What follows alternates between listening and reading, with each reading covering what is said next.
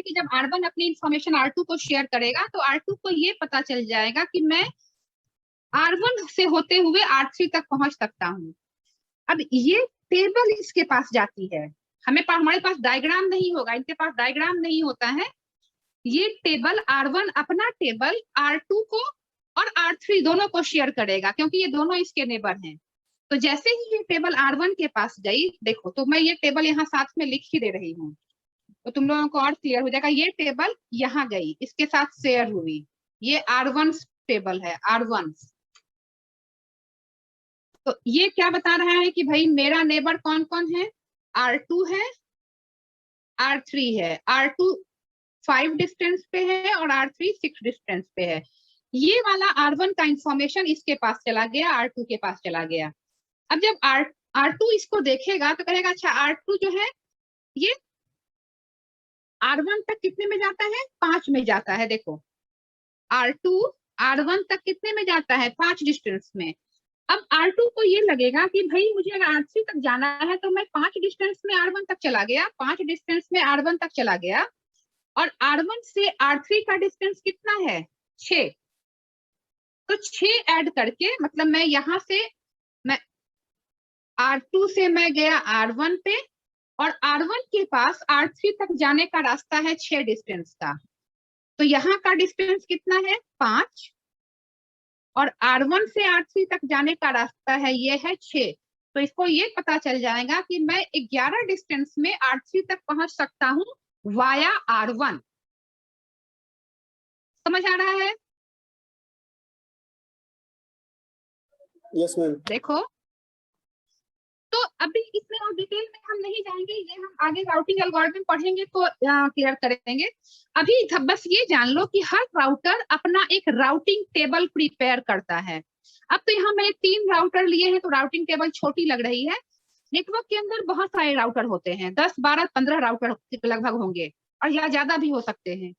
तो हर राउटर अपने आसपास के, मतलब जरूरी नहीं है कि सिर्फ नेबर का ही रखे, अलग अलग राउटिंग एल्गोरिदम में, कुछ राउटिंग एल्गोरिदम में सिर्फ नेबर की इंफॉर्मेशन रखता है राउटर, और कुछ राउटिंग एल्गोरिदम में पूरे नेटवर्क में जितने राउटर हैं सबकी इंफॉर्मेशन रखेगा।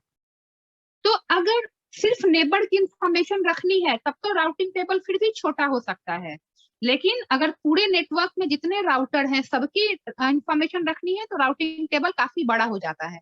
तो every router prepares and updates, keeps on updating a routing table.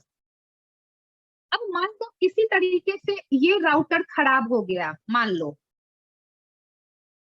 तो ये राउटर जैसे खराब होगा तो इसकी इंफॉर्मेशन इसको मिलनी चाहिए सो दैट कि ये अपना राउटिंग टेबल अपडेट कर ले। ये वाला रास्ता, मान लो ये राउटर खराब हो गया तो अब ये रास्ता तो किसी काम का नहीं रहेगा ना, मतलब आप इस रास्ते को यूज नहीं कर सकते। आ रहा है समझ में कि एनी हाउ अगर ये राउटर डाउन हो गया तो आप ये रास्ता, यहाँ से ये रास्ता तो यूज नहीं कर सकते, है ना? Yes ma'am. तो R1 को अपना ये चीज अपडेट कर लेना पड़ेगा कि ये रास्ता अब अवेलेबल नहीं है। ठीक है,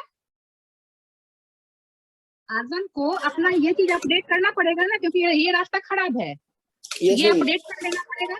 तो ये इंफॉर्मेशन शेयरिंग कैसे होती है, ये इंफॉर्मेशन शेयरिंग होती है ICMP से, जो अभी प्रोटोकॉल हमने पढ़ा, इंटरनेट कंट्रोल मैसेज प्रोटोकॉल, जो इसी लेयर पे काम करता है। अब मान लो ये हमने एक छोटा नेटवर्क ली, ये 3 राउटर लिए, हो सकता है ये ऐसे और भी बहुत सारे राउटर्स होंगे इस नेटवर्क में, तो हर राउटर को अपने सराउंडिंग सारे राउटर्स की इंफॉर्मेशन, उसका डिस्टेंस मेंटेन करके रखना पड़ता है राउटिंग टेबल में। इसके अलावा जब कोई डेटा ट्रांसफर होती है, एक और ध्यान से सुन लेना, इसके अलावा अगर कोई डेटा ट्रांसफर होती है तो उसका सीक्वेंस नंबर उस पैकेट का, और time to live TTL, time to live, ये दोनों ही इसमें रखा रहता है। अब ये सीक्वेंस नंबर और टाइम टू लिव का क्या मतलब है? नंबर और टाइम टू लिव का है, देखो वापस आ जाओ इस पे।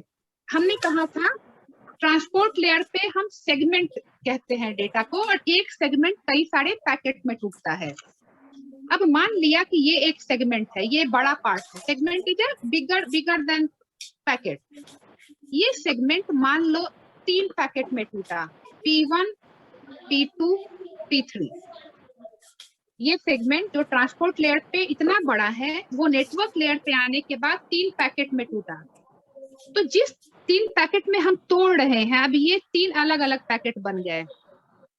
तो मुझे ये तो पता होना चाहिए कि ये आगे लगेगा पैकेट जब जुड़ेगा इस तरफ रिसीविंग एंड पे। देखो इस एंड पे ये टूट गया 3 पैकेट में, अब जब यहाँ रिसीविंग एंड पे पहुंचेगा तो उसको जोड़ना भी तो पड़ेगा ताकि वो सेगमेंट बन जाए। यस और नो बोलो। हमने यहाँ पे सेंडिंग एंड पे एक सेगमेंट को कई सारे पैकेट में तोड़ लिया, मतलब 3 पैकेट में तोड़ लिया, लेकिन जब हम रिसीविंग एंड पे जाएंगे तो मुझे इन पैकेट्स को जोड़ना भी तो है इस सेगमेंट को बनाने के लिए। यस मैम, जोड़ना पड़ेगा तो उसी का सीरियल नंबर होगा ना, जैसे P1 का P2 के ऐसे कर करके एक दूसरे का। तो अगर हम जो पैकेट को तोड़ रहे हैं उसको सीक्वेंस नंबर नहीं देंगे तो हम जोड़ेंगे कैसे वापस उसी ऑर्डर में। तो इसीलिए हर पैकेट का एक सीक्वेंस नंबर होता है। तो जब कोई भी एक डेटा ट्रांसफर होती है तो इसे ये पता होता है कि कौन सा सीक्वेंस नंबर ट्रांसफर हो रहा है। और दूसरा होता है इसमें time to live. Time to live का मतलब कि अब देखो, सपोज ये मैं सर्किट स्विचिंग ले रही हूँ कि सपोज ये 5 राउटर मैंने बना दिए, ये सेंडर है और ये रिसीवर है। सपोज मैंने ये सर्किट बना दी, यहाँ से यहाँ तक जाना है। तो ये तो नहीं है कि यहाँ से यहाँ तक जाने के लिए हम इनफाइनाइट टाइम दे देंगे। एक लमसम टाइम का अंदाजा होता है कि इतने टाइम में, जैसे हमने कहा था कि ये स्टॉप एंड वेट या कितने टाइम पे ये पहुंच जाएगा और कितने टाइम में वापस आ जाएगा, ये एक फिक्स होता है कि एक मॉडरेट आइडिया रहता है कि कितने टाइम में आपका डेटा यहाँ पहुंच जाएगा। उससे ज्यादा अगर लग रहा है तो आप कोई भी पैकेट को इनफाइनाइट टाइम तक नहीं छोड़ सकते नेटवर्क में। तो हम मान लो कि यहाँ से यहाँ 1 hop, 2 hop, 3 hop, 4 hop, 4 hop में मेरा डेटा रिसीवर तक पहुंच जाना चाहिए, है या नहीं। इस डायग्राम को अगर देखो तो first hop, second hop, third hop, fourth hop, तो मेरा डेटा 4 हॉप्स में रिसीवर तक पहुंच जाना चाहिए, है ना गौरव? गेटिंग मी और नॉट?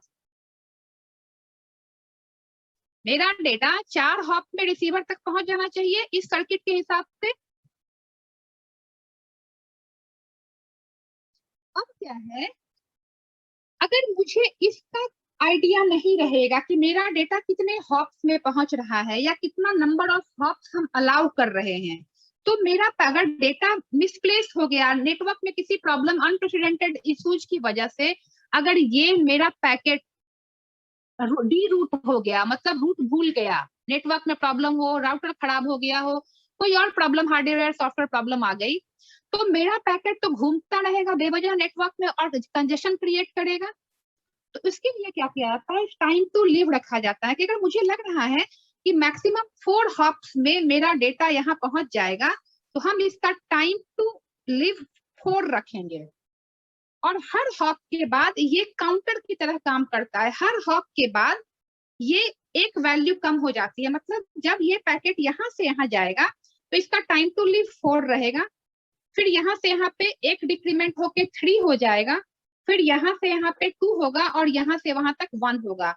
किसी भी पैकेट का टाइम टू लिव अगर 0 हो गया तो वो पैकेट डिस्ट्रॉय कर दिया जाता है। डिस्ट्रॉय हो जाता है मतलब ये पैकेट अब खाली कर, नेटवर्क से इस पैकेट को हटा देना है। तो जब हम राउटर किसी पैकेट को भेजता है तो अपने आसपास के इंफॉर्मेशन के अलावा उसका सीक्वेंस नंबर और उसका टाइम टू लिव, उसको ध्यान रखना होता है। अब मान लो इसके पास कोई पैकेट आई जिसका TTL 0 है, तो इसको ये पता चल जाएगा कि ये पैकेट अपना मैक्सिमम नंबर ऑफ हॉप्स को क्रॉस कर चुका है, तो I have to discard and destroy this packet. ये पैकेट आगे नहीं भेजना क्योंकि इसका टाइम टू लिव 0 हो गया है। मतलब ये मैक्सिमम अटेम्प्ट या हॉप्स जो इसको लगने चाहिए थे रिसीवर तक पहुंचने में वो वेस्ट हो चुके हैं। तो अब ये पैकेट आगे नहीं फॉरवर्ड करना, क्योंकि आप ऐसे रिडंडेंट पैकेट्स फॉरवर्ड करते रहेंगे तो नेटवर्क में कंजेशन की चांसेस काफी बढ़ जाते हैं। तो जिनका भी टाइम टू लिव 0 होता है वो पैकेट डिस्कार्ड और डिस्ट्रॉय कर दिए जाते हैं नेटवर्क में। तो राउटिंग टेबल में ये दोनों चीजें समझ आई, सीक्वेंस नंबर और टीटीएल क्या है? Yes ma'am. Ajay, Bhavesh,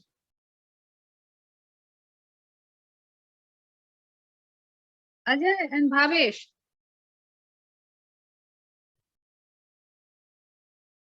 Ajay, are you there? Yes ma'am. आ रहा है समझ?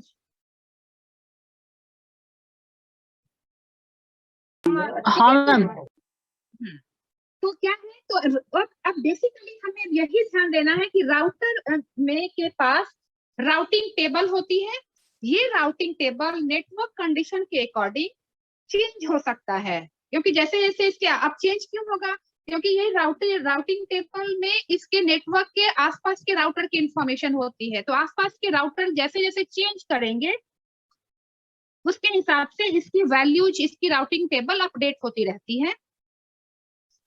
तो अब इन्हीं राउटिंग टेबल के हिसाब से हमें अब पढ़ना है राउटिंग एल्गोरिदम्स। राउटिंग एल्गोरिदम, इसके अंदर हम डीएफ के जो हमारे एल्गोज हैं वो एल्गोज यूज करेंगे।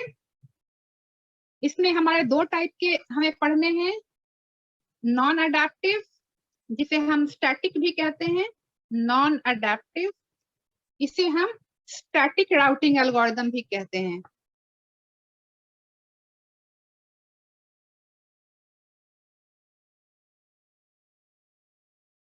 और दूसरा हमारा होता है अडेप्टिव जिसे हम डायनामिक राउटिंग एल्गोरिदम कहते हैं।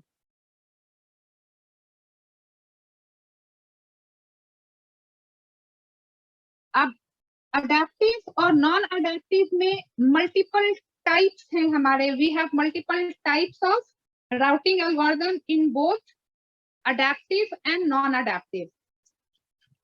नॉन अडेप्टिव राउटिंग एल्गोरिदम के अंदर हमें पढ़ना है, देखो, शॉर्टेस्ट पाथ राउटिंग, इसके अंदर मैं बता रही हूँ हमें पढ़ना है shortest path routing.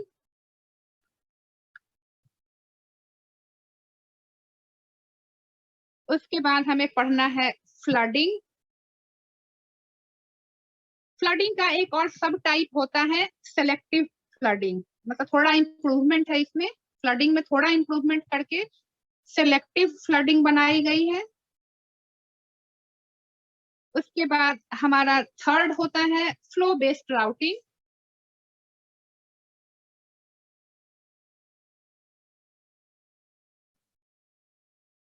Flow based routing, ये 3 टाइप ऑफ राउटिंग एल्गोरिदम हमें नॉन अडेप्टिव में या स्टैटिक राउटिंग एल्गोरिदम के अंदर हमें ये 3 टाइप पढ़ने हैं। उसके बाद डायनामिक